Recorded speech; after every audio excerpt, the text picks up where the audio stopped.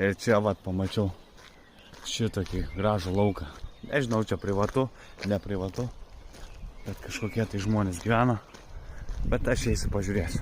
Nežinau, čia gamta tai kažkas vau. Nežinau, ar aš pasilgęs Lietuvos, ar man taip atrodo, bet čia lygiai taip pat tvarka.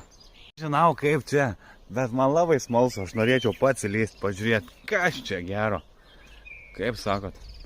Lendam, pažiūrėsim. Na ir esu įlindęs, einam, pažiūrėsim, kas čia yra.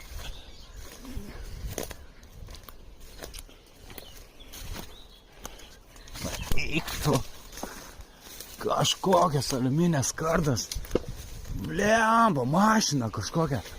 Tu net neįsivaizduoji. Žiūrė. Čiut neparkritau. Kas čia geresnio? Roveris, Range Roveris. Tu net neįsivaizduoji, neliumpai. Tu net. Aš apšalęs.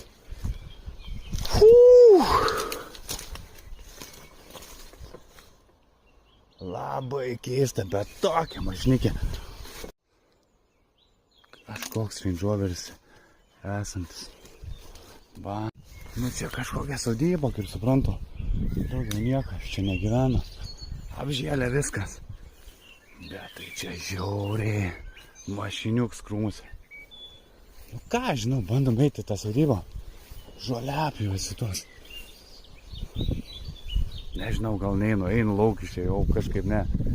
Labai didžiosios. Vat stirna.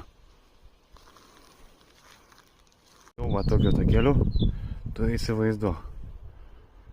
Malūnas, o prie jo mums būtina prieiti. Eisim, duodu 100%. Nežinau, atvažiuoja kažkokia mašina.